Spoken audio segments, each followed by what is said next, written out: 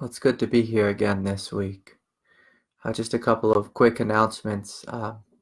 If you are thinking about signing up for the February retreat, February 6th through the 9th in San Diego, California, please do so soon because space is limited.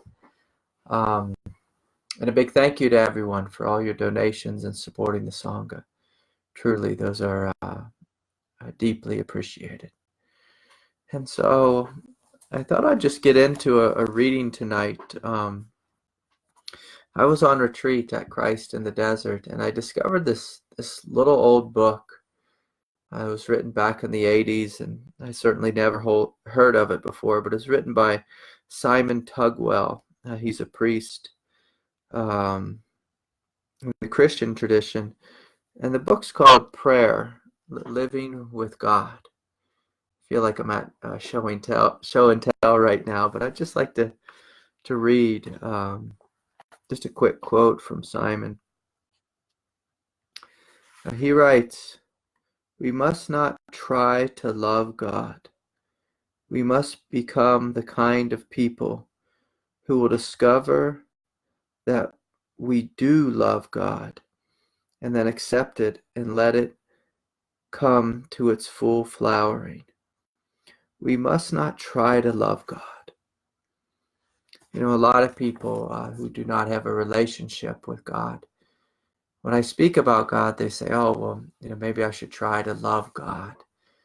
And they think of some external man in the sky with a big white beard. And, I think then things get really awkward, or they feel like they're, just grasping at air and seeing that there's nothing there. When they reach out to God in that way, to the image of God. But when I speak about God, let me clarify what I mean is just this wondrous, awe-inspiring presence. It's incredible presence. It's the creator of the universe.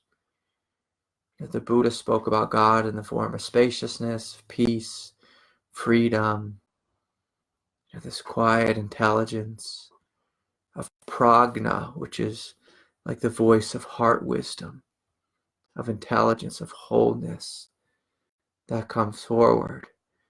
If God is one great thing, it's this vast expansiveness of wholeness. Of course, if God could be nothing but whole, nothing but whole.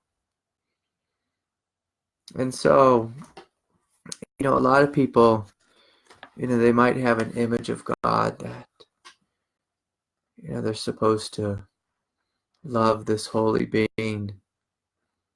But one of the things that happens is we really open our heart. We discover the truth, as Simon writes about here.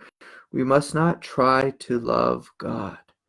We must become the kind of people who will discover that we do love God. That we do love God. And see, this is what happens on the spiritual path, is we realize that we are lovers of truth, that we love peace, that we love freedom. Think about how many millions of people right now are in love with their favorite TV show on Netflix right now. And so, we could all be sharing our time in that way, in love with the characters, in love with the plot, in love with whatever that drama is, or in love with our career, our sports car, or, whatever it is that people chase and fill their time with. But what Simon's speaking about here, Father Simon, he says we must become the kind of people who discover that we do love God and then accept it and let it come to its full flowering. And then our hearts will be progressively conformed both to their own true nature and to the will of God. And see, when we fall in love with God, we're falling in love with our own true nature, our own divinity. And so much of the spiritual path is about conforming our minds, our emotions, our lives, into this realization that God is love and we love love. It feels good to be in direct communion with love. Now, most of us on planet Earth, again, we are in communion with what the Buddha called samsara, what Christ called sin. And sin it's such a confusing word. It's so full of judgment and baggage for so many people. But sin basically means just being confused, choosing something lesser than that which is greater. You know, if any of you have tasted carob before, carob is not chocolate. It's something lesser. It doesn't taste as good. It doesn't have the same healing qualities. It doesn't make your whole body light up when you eat it. You know, once upon a time I drank coffee. And that was just for a short period of time. I could never pull it off, but someone told me, oh, you should try this dandelion coffee. And I tried it and I was just like, this just doesn't do it for me. It doesn't do anything for me, but leave me with a strange taste in my mouth. And sin is the same way. Samsara is the same way.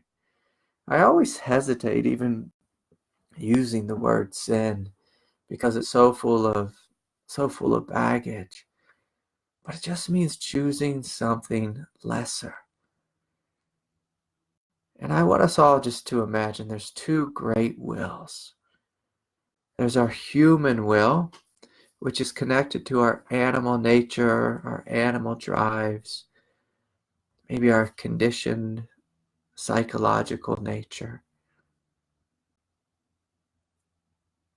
But then there's this other will, which is a movement of intelligence in action. Intelligence in action. I can remember when I was pretty young, 13 or 14, and I found myself in a like one of those government classes in high school, maybe like social studies or something.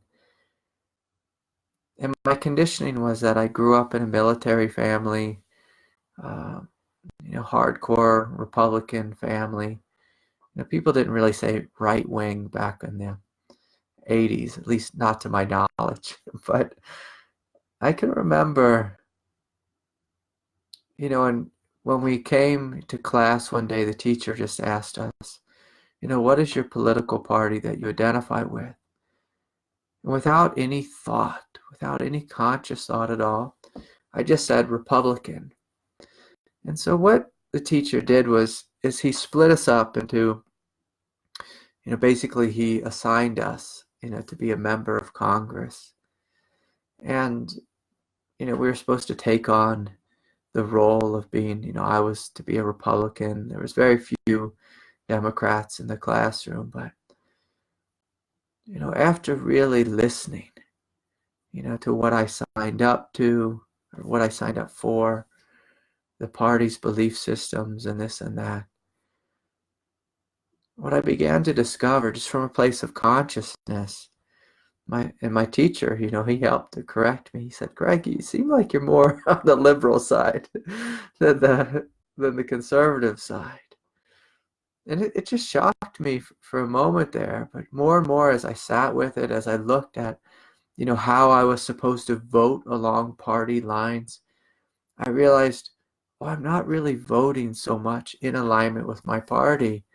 My heart started to wake up, and I realized, I was starting to vote in a different way. And I'm not saying that one party is bad or one is good.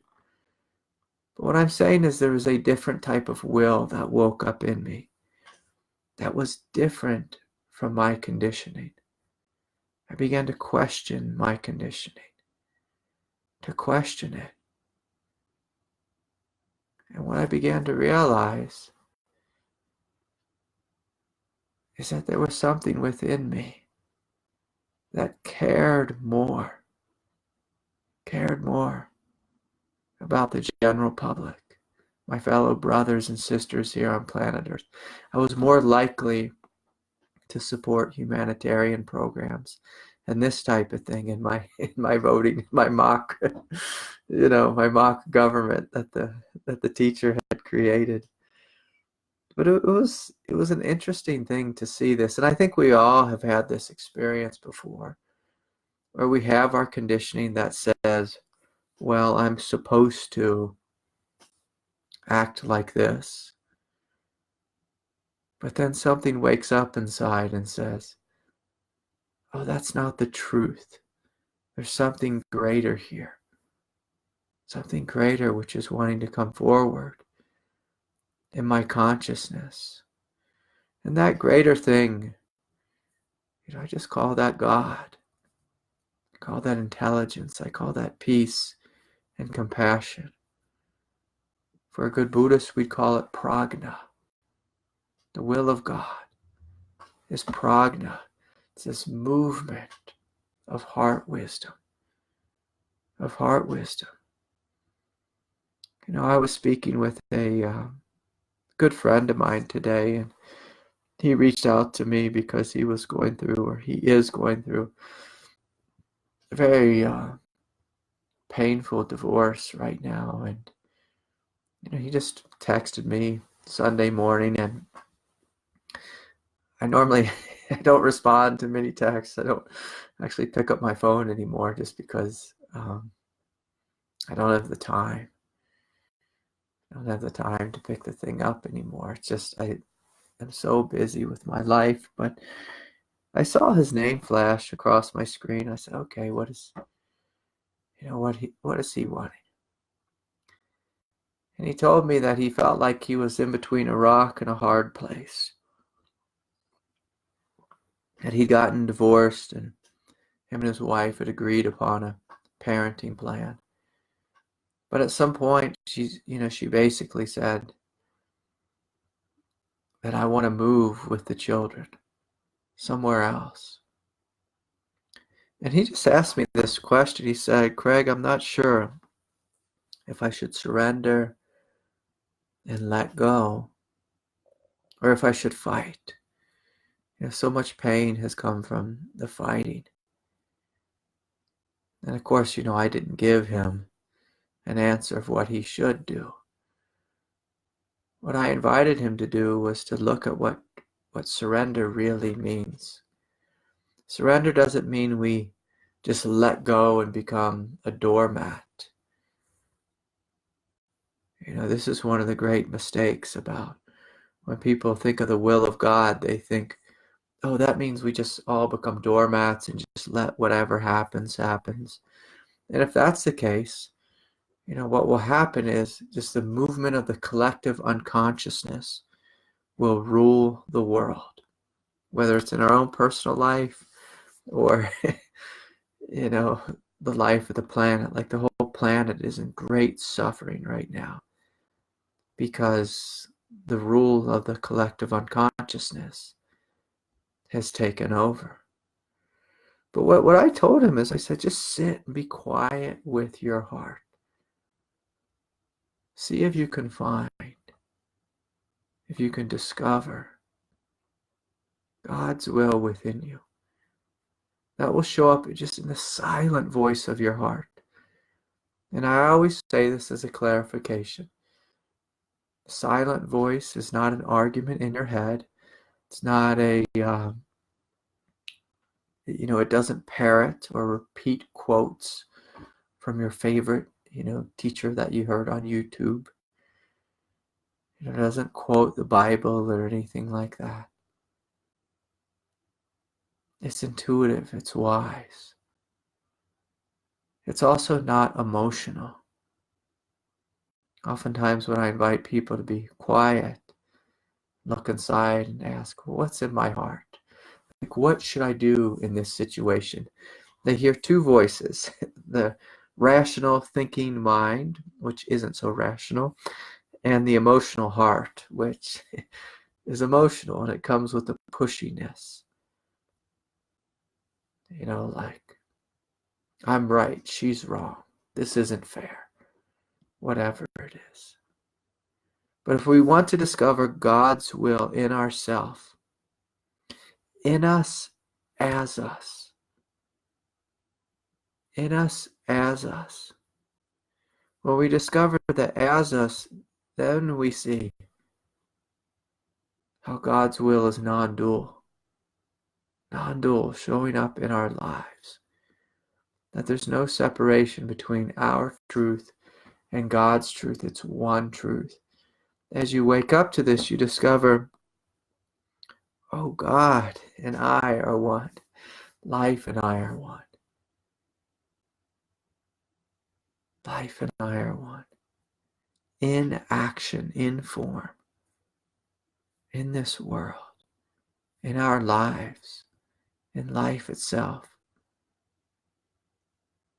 And so it takes a willingness to sit and not listen to the voice of the ego showing up in rational thought, or the voice of the ego showing up in our emotional nature. And those two may be valid voices. They're often, though, not the truth. The truth tends to arise out of the depth of our heart. It's a supreme, silent presence. It will show you the way. It may just offer a word or two, a vision. It'll come with a power that's different than emotion. And so I offered him this teaching just to sit with this and see what's within him. He was texting me a little bit. He said, again, Craig, I feel like I've caused so much pain, so much suffering for myself. The more I fight with her, the more difficult it becomes within my consciousness. And I again just invited him, just sit and listen. What's true? He said, I'm really struggling. I don't know if I should just let go and let her have the way. And I said, just sit and listen. And then he texted me back a little bit later and he said, I feel it's true for me to fight for my children. I said, good. You listen to that. And so can you fight from a place of peace? Can you surrender to the fight? Surrender to the fight. What does this mean? Again, surrender isn't always about just letting go and laying on the ground and letting your life fall apart. Surrender oftentimes means that we are like Christ. We pick up our cross. We walk with it. We carry it. We say, okay, this too is God. There's something great here that I must do, despite how I feel. Despite how I feel. More often than not, spiritual people, human beings in general, don't like to do things that feel uncomfortable. But to live God's will, we begin to realize that your comfort becomes irrelevant. Becomes irrelevant. Many people have these great ideas about what it means to be a spiritual teacher, that you get to sit in a chair above an audience of, adoring students, and that everybody loves you and everything goes easy for you and this and that. But about 45 minutes before I sat down to teach this evening, let me tell you, I'll just tell you a little bit about my experience. I was just sitting down and I felt this huge pressure come into me. It felt as if my body was going to explode. I felt completely and totally just overwhelmed with feeling.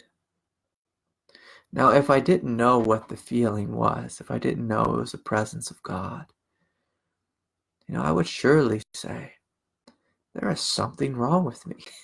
there's something really wrong. I feel like I'm going to have a panic attack or an anxiety attack. There's something really wrong here. But see, God's will invites you to be bigger than what you know yourself to be. Bigger. God's will is the force of evolution. It will stretch your consciousness in every way. In every way. It can be difficult, it can be painful, it can be confusing, it can most certainly be disorienting. Most people who go through a spiritual awakening of some sort, they walk through this doorway of disorientation that is very, very confusing. Sometimes it's just disorienting good, like, I was driving in my car and, just listening to the radio, lost in thought. And then boom, my mind woke up and I felt myself as big as the sky. And for, those of you who had a very gentle awakening, or experience of grace in that way, you may say, oh yeah, that was a good disorienting awakening. I can handle that. But for most of us, it's not that smooth. We may have had experiences of that, but the next time the awakening comes forward, we may notice the awakening of pain from within, or an old buried trauma, or we're hearing the voices of someone we deeply hurt. We're awakening to the pain we caused them. Because when we step into clarity sees the good, the bad, the ugly. It doesn't just see, bliss in every direction. It does see that. But it also sees the times we were harsh, the times we were judgmental, the times we criticized ourselves and others. It sees clearly. And the thing about the truth is, it doesn't let us get away with being less than holy.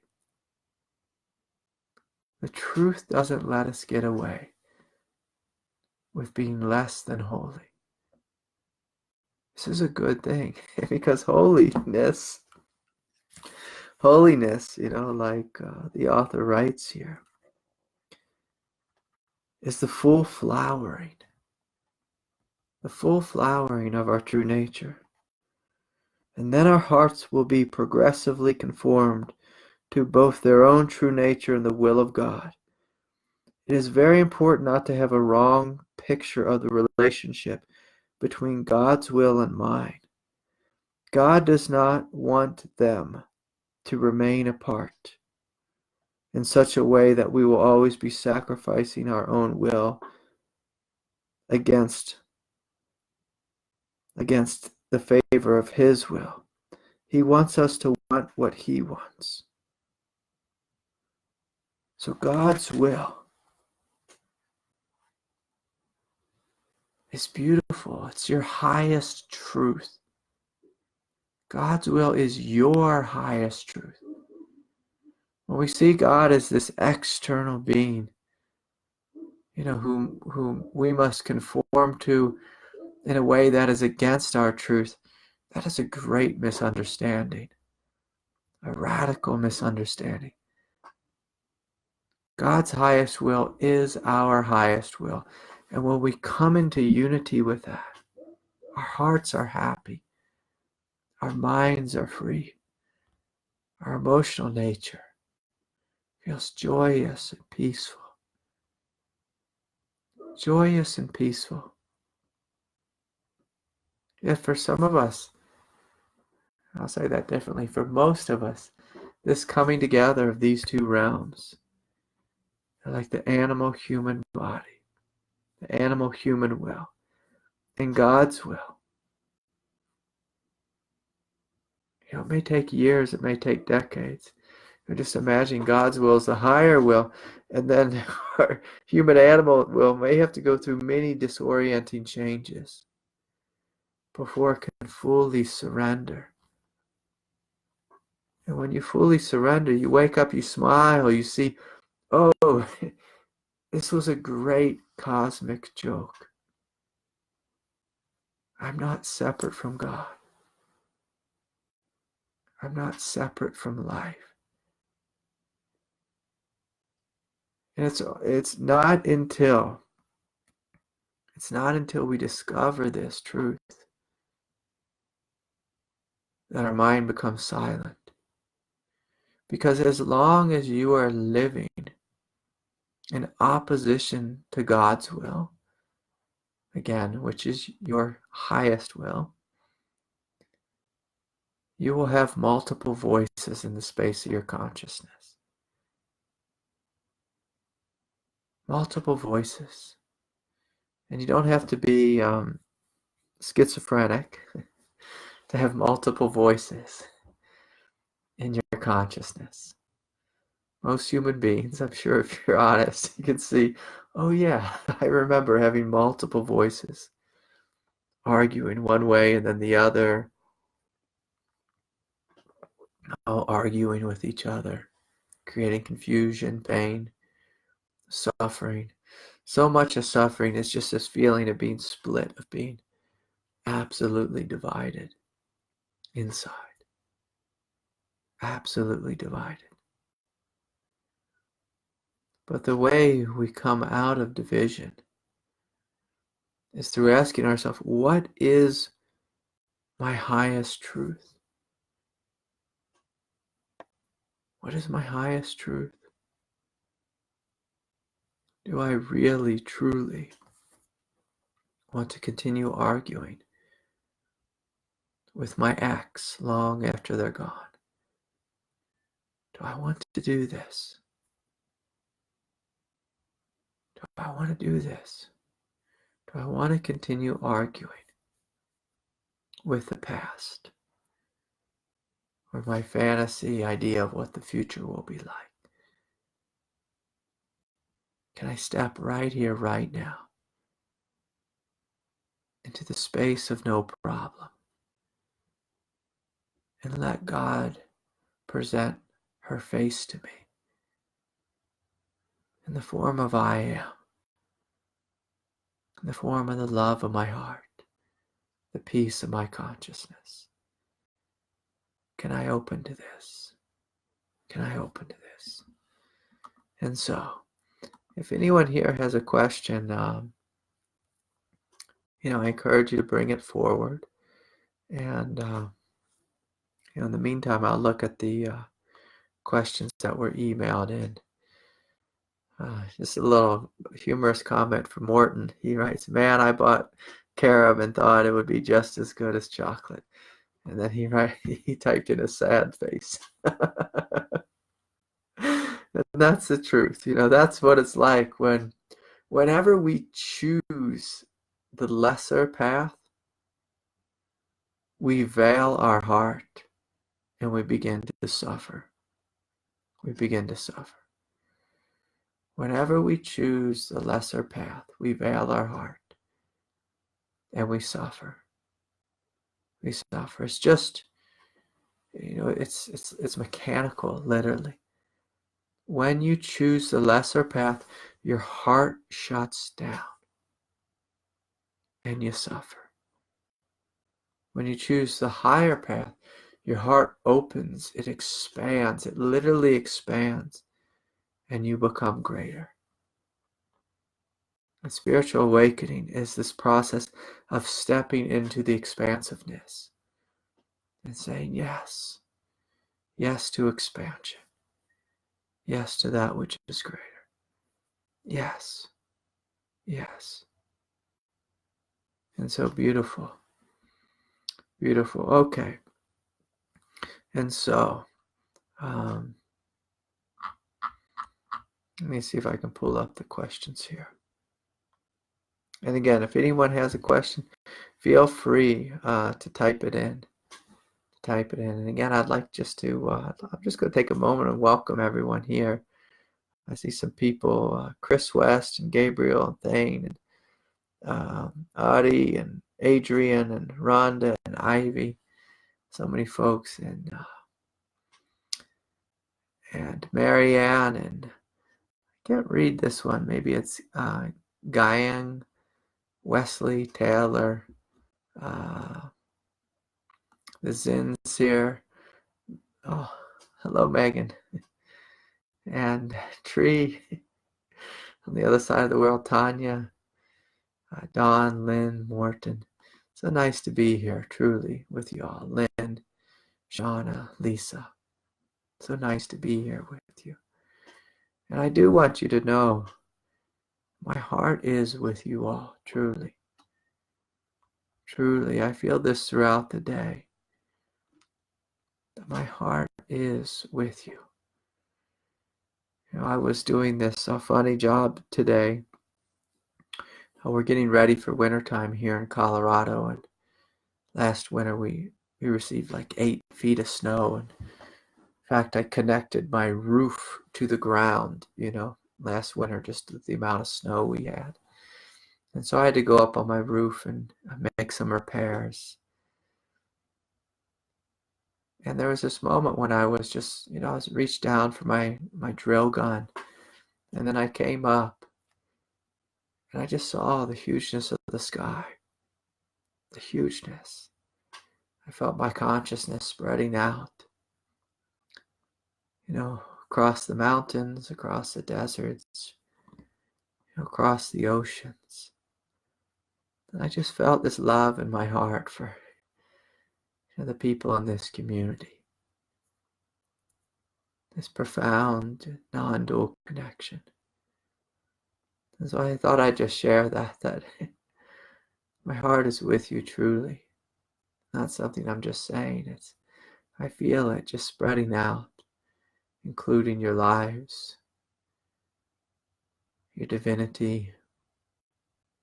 And I feel honored to be able to connect with you in this way. So truly, thank you. Thank you. Okay. And so, here's a question.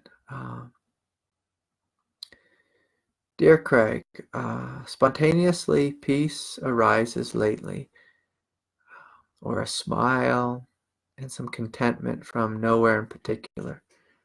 Yes, this is beautiful. The mind is distant and transparent. Good. Most thoughts do not touch the awareness and just move through like passing shadows. Wonderful. This is really nice. And an old thought comes. Can peace really be so simple? Yes. Yes, it can. And who are you to realize peace? And then this next one. And this must be repression. Yeah, so oftentimes when we step into this space of peace, we truly step into it. It's expansive. It's absolutely divine. But then the voice comes forward of the doubter, the critic. And this is a good thing. A good thing. And so I want you to imagine that you're out in the cold desert, my friend. And you see this warmth, this light in the distance. And so you walk toward the light. And more as you get closer, you're feeling more and more warmth. You discover this bonfire, which warms your soul. Which warms your soul. So I want you to imagine, Mr. Wesley, that the place within you that doubts, it's like a lost traveler in the desert. That doubt is a lost traveler in the desert. And it wants to know, Is that water ahead, or is that a mirage? Is that a warm fire? Or is this just my mind playing tricks on me? It wants to know. And the only way that doubt will truly know the truth is if you fully invite it into the peace. If you allow the doubt to be held in the peace, to be loved by the peace, to be nurtured by the peace, until it's so flooded, so overwhelmed with peace, that the argument falls away. For when the argument falls away, it no longer shows up. No longer shows up. Something feels enough suffering has happened, he writes. Enough has been met and is seen through, and that peace is perfect as it is, incomprehensible and belonging to nobody. Anxiety and darkness still arise, though less and less it seems. And this is allowed with little investment.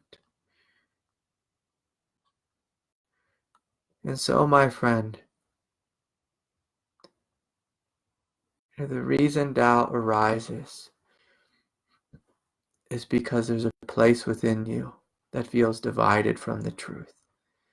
And so you're welcome to try the neti path, and that's what you just described, where you kind of just rest in the peace in a, what I'll call, an inactive way, a silent way. And you let the voices come and go and let them fall away. Let them fall away. So will this work? Yes, it will. Unless it doesn't. If it doesn't, we need a little bit more of an active approach. Just a gently active approach to see with compassion that doubt simply wants to be loved. Wants to be loved. Can you see? Can you see that doubt wants to be held? Wants to be held. You can try to sit with something with silence, and if it disappears once and for all, beautiful, you were successful. But if the doubt is big, if it's stuck to a core wound, if we were abused as a kid, if there's places within us that are deeply struggling and doubt shows up again and again, we can't just respond with silence. We must respond with warmth, with love, with acknowledgement. With acknowledgement.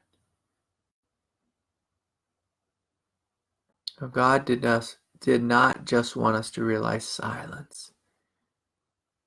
God wanted us to realize a radiant peace. A radiant peace. In every direction. Every direction. Okay, beautiful. Beautiful. Here's a question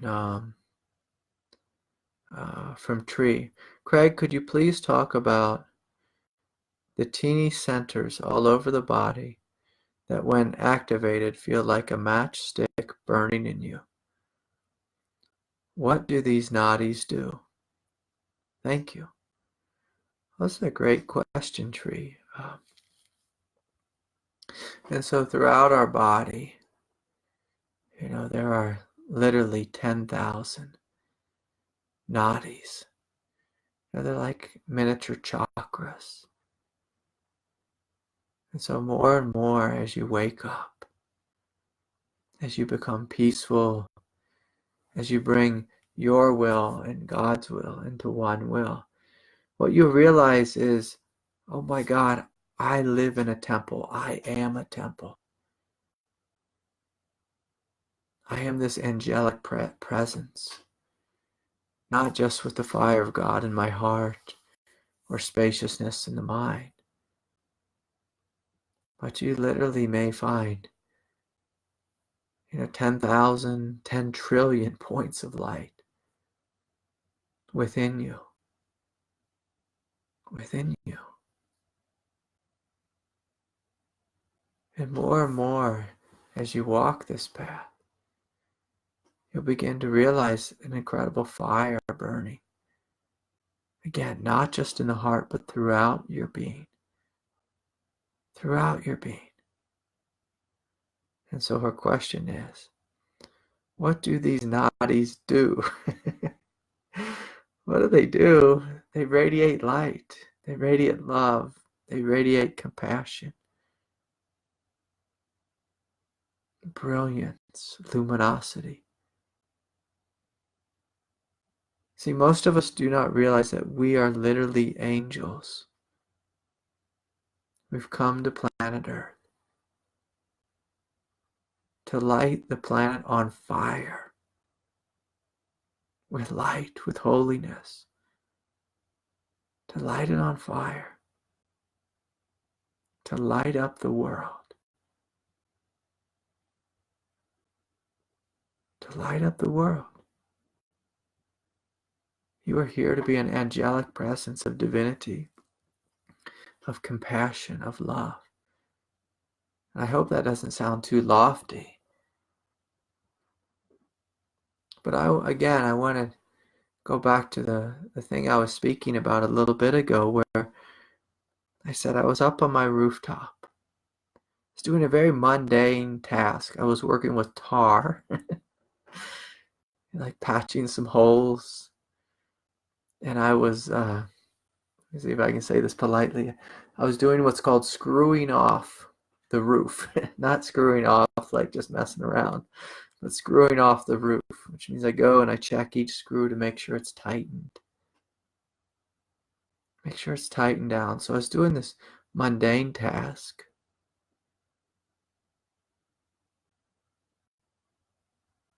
And then all of a sudden, the whole body lit up. And I felt this love shining across the desert in one direction, the mountains in the other. Because that's where I live. I live on the edge of the desert and the edge of the Rocky Mountains. And so some people, especially when they start playing around with energy and energy work and healing, they look at the chakras as like, something to do like circus tricks with or something. Oh, I'm supposed to spin the energy in one direction or the other. Or, it becomes like like playing with magic if we were middle school boys or something. But when the nadis wake up, when the chakras wake up, it should be radically shocking and disorienting to your nervous system when you begin to realize that what you are is a divine being. And again, this gives you another place to land. Just a moment ago, Wesley was speaking about his experience of peace. Peace tends to be vast and spacious. Oftentimes it feels transcendent, sometimes otherworldly. Silence can feel the same way.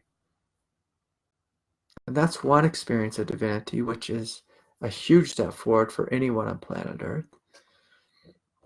Another experience is to wake up and realize this body, this vehicle, is a vehicle of light, a vehicle of compassion.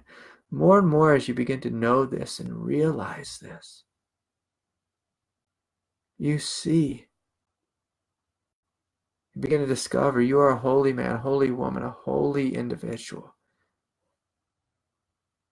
You see how silly it is to argue with your neighbor, your ex-wife, ex-husband. You see that there's a greater consciousness that wants to move through you. A greater consciousness, a greater truth.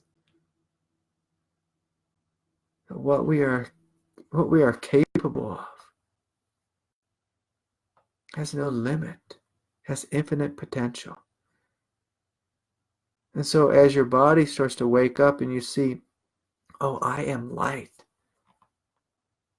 I'm light. I'm compassion. It gives you a different place to identify. Just like when Wesley, as he wakes up to the peace, it gives him a different place to identify besides the habitual nature of his mind. And so it's a beautiful thing to step into this. Okay, lots of questions here. Okay, this is from Lisa. Expansion and selflessness is a higher truth. It seems what life is pointing to. Yes, this is the truth. Thank you, Lisa, for sharing. Okay, this one says, Craig, when we recognize and realize our true knowing nature and living it, do we call that awakening? Yes. Do we have to have any spiritual experiences or mystical experiences to solidify the realizing? That's a great question. So, do mystical and spiritual experiences need to come to realize an awakening? It would seem that spiritual experiences are inherent in the realization. And so going back to what Lisa said, a moment ago, expansion and selflessness is a higher truth. So realization is not just a philosophical thing. Oftentimes people on the non-dual path, they have philosophical realizations, which, it's like everything just makes sense in the mind. Oh yeah, everything is one. That makes sense. God is the experience of love. That makes sense. I'm made in the image and likeness of God. Okay, that means I am love. When there's a true spiritual realization, your life will be forever changed. Your experience, your direct experience will grow, will expand exponentially. You will feel radiance, you will feel expansion, you will feel peace and compassion when it's the real deal. You don't necessarily have to see angels and be having divine visions and, notice, oh, the third eye chakra is blue, or whatever it is that people say about the colors of the chakras and this and that. You may not have angels coming and whispering in your ears, but your consciousness will expand. It is life-changing. It will literally shake the ground of your being.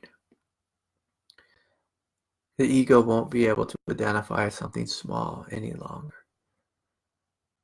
It will bow with humility before the realization of what you are. What you are. And so that's a great question. Okay, let's see.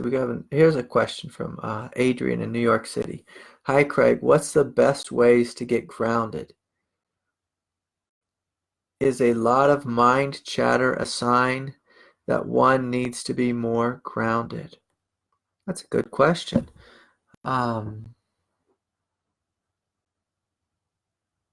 Adrian, oftentimes when there's a lot of mind chatter, a lot of mind thinking, I'm going to encourage you to feel into the emotional quality at the root of the chattering. My bet is it's insecurity. Insecurity. If you've ever noticed, if you ever hang out with an insecure person, they just talk constantly. It's like they're filling up every moment with the sound of their voice. They always have to have the TV on. They're scrolling on Instagram, doing whatever it is they do to distract. I like to look at a chattering mind with compassion. Like the same way I was speaking to Wesley about doubt. If I see doubt come forward in my consciousness, I like just to stop and turn around and look at it and say, hey, what's going on with you? How can I help you? and to be willing to feel into the insecurity of it. As we feel into the insecurity of the chattering mind, oftentimes tears will release, emotion releases. We see an old painful memory. If we meet it with compassion, the mind eventually becomes quite silent, quite free. I have a 5-year-old in my house, and sometimes she just like talks, like constantly. And if I say, sweetie, shut up, be quiet, that's going to make her more insecure. But if I get down at the same level as her, say, sweetie, what's going on? She'll say, Daddy, I want you to play with me. So if I just take that a step further and say, what is it she really needs? She's wanting to be seen. She's wanting to be held. She's wanting to be touched. She's wanting to be engaged. Like there's an aspect of her that wants to know I am with her. And when I am, funny thing happens. She becomes silent. Silent. Our mind is the same way. When you meet it clearly with love, and a willingness to look at what's under the chattering, whatever emotion is at the root of that chattering will release. Will release. Okay, let's see here. Another thought that comes into the field of peace and is still, let me see if I can read this correctly. Another thought that comes into the field of peace and is still sticky is you still have tightness in your stomach and burning in the middle of the spine, as though the mind is saying peace isn't possible unless my chakras have all cleared and the energy is perfectly flowing. Oh, peace is the space that witnesses this, Wesley. It seems the peace is there independent of the tightness, the blocks in the body. Does that sound right? Yeah, that sounds right, Wesley. So peace is the space in which all of life arises.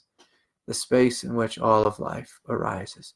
And the beautiful thing about peace is when you realize peace, you see there's room for everything. There's room for a chattering mind. There's room for burning in the spine, like burning kundalini energy or tightness in the chest. But then the next step, if you want a next step, is, I used to like to ask, can I courageously love what's here? Is God just peace, or is God also compassion? So the initial teachings of Buddhism were about peace, vast, spacious awareness. The later teachings of the Buddha were about compassion, and then eventually fearlessness.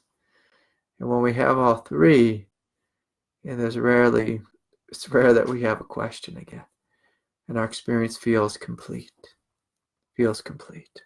Okay, here's a question from my friend Gabriel in Connecticut. Hello, Gabriel. How do I not argue with my past when its influence creates conflict and adversity in my present life? How do I not argue with my past when its influence creates conflict and adversity in my present life?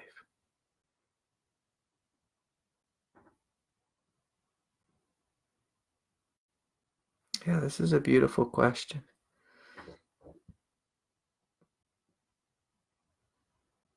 One of the great ways to work with, ending argument is to discover the truth of forgiveness, the power of forgiveness. And so can you forgive yourself for being human?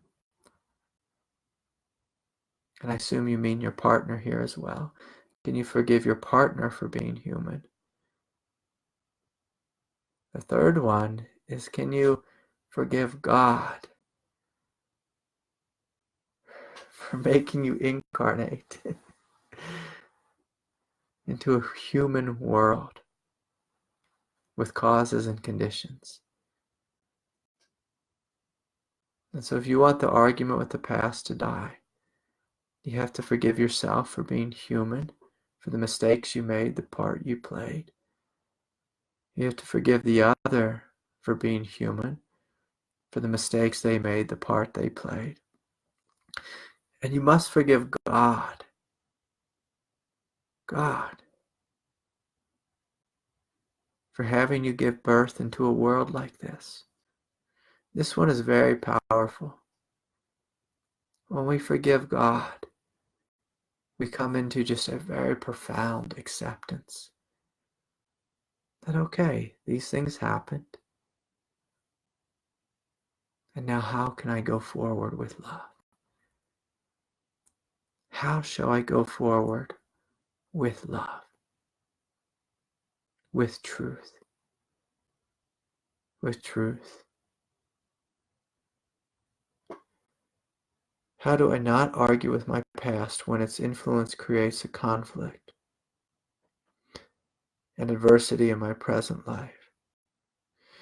You know, one of the things that occurs just through the intelligence of acceptance is realizing the more we argue with the past, the more pain we cause ourselves, the more pain we cause others. It's going to cause your children tremendous pain, Gabriel, when you argue with the past. It's going to cause them pain. It's going to cause you pain. When we argue with the past, it's like drinking poison, literally. Every time I pick up my past, I feel like I just drank poison. I'm making myself sick. And so sometimes forgiveness literally means I'm going to stop drinking poison. Forgiveness doesn't mean that you think what the other person did was right or okay. It means I'm going to stop drinking poison. I'm going to stop drinking poison. Craig, can you please... okay. Yeah, can you please upload all your Sunday and Wednesday satsang? I enjoyed very much and benefited from. Yeah, I'm working on it. I'm working on it. So thank you. Thanks for the reminder. I am overwhelmed with work. So one last question before I'm done here. This is from Kate. The question is about fear. Before her Kundalini awakening, she writes, I was fearless. I mean, truly. I was a huge adventurer, and every seeming snag was an opportunity for God and the universe to prove to me how supported I was, and it did. Now that Kundalini has awakened, it seems I fear everything. I was even afraid of my dog one day. It strikes me that I will always have some level of fear as long as I am alive in the body. There are wildfires near where I live in California. I don't know where my next paycheck will come from. So those are a couple different fears. So the fear of wildfire, that's an egoic fear, but it's also a true relative egoic fear. All of us on planet Earth should be afraid of global warming, impending doom, where your next paycheck is going to come from. These are great questions of, like, how do I live in this planet? And so you're going to have some level of psychological fear about, the end of the world or whatever, especially if you have massive wildfire by your house. That's different than this other type of fear, which you're attributing to the Kundalini. One of the things that happens, like I was describing a couple of minutes ago, before I sat to teach this class, I felt this incredible force come into my consciousness, and it was overwhelming. It took my breath away. There were moments when I was gasping for air, literally, and holding my heart. If I had not been wiser, I would think there's something really wrong with me. But if I choose to open in that moment, I realize this experience that I'm having is not fear. This is grace coming in the form of power and of energy. This is what Kundalini is, Kate. One of the reasons people feel so overwhelmed by the energy that comes say post-awakening, is because they don't have a strong, solid meditation practice, a practice that focuses purely on peace. When people have a lot of energy, they tend to focus on the energy, not on peace. Like I was speaking to Wesley a moment ago, when you focus purely like a mindfulness awareness, vast, spacious peace, when you realize that peace is the container of all of creation, yourself included, the body included, you begin to realize what the Buddha taught. Everything comes and goes. All phenomena is impermanent. The experience of fear is impermanent. It comes and goes. When you have peace as your ground, your very ground, it doesn't matter if you're plagued with thoughts, emotions, pain, addiction, struggle, fire, fear, sadness, heartache, guilt. When you realize peace is the ground, anything can move through you. And it will do so from a place of sanity. If you haven't sat fully and deeply in meditation and given yourself to the pursuit of peace, and you're having lots of energy in the body, oftentimes our emotional nature cannot see clearly, and it will misdiagnose energy as the experience of fear. Kundalini is simply energy. It's not fear. It's not fear. And so, thank you everyone so much for showing up. Thanks everyone for all your questions. And I look forward to speaking with you all again next week. If I missed your question, please just email me again, ask me again next week, and I'll do my best to get to it. So may peace be with you all. Thank you all for your donations and your support. Have a good night. Bye for now.